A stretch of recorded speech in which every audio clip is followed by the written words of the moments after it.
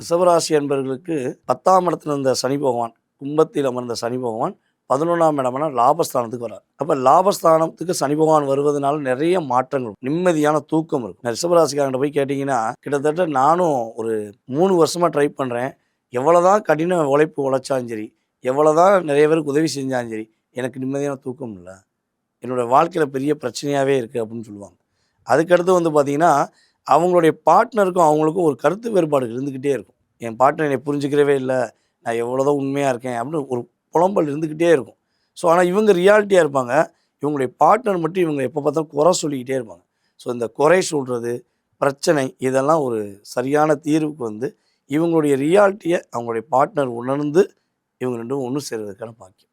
வேண்டவே வேண்டாம், உனக்கு எனக்கு சம்மந்தமே இல்லை அப்படின்னு பிரிய வேண்டிய சூழ்நிலையில் இருந்தாலுமே ஒன்று சேருவதற்கான பாக்கியம் இந்த சனி பயிற்சிக்கு அப்புறம் ரிஷபராசி உண்டு.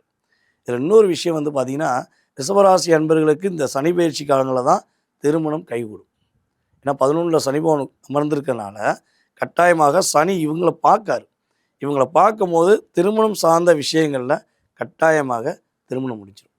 எத்தனை வயது இருந்தாலும் சரி, 2K கிட்ஸாக இருந்தாலும் சரி, 90 கிட்ஸாக இருந்தாலும் சரி, 80 கிட்ஸாக இருந்தாலும் சரி, கட்டாயமாக ரிஷபராசிக்கு சனி பகவான் திருமணத்தை முடித்து வைப்பார் அப்படின்னு பார்க்குறோம்.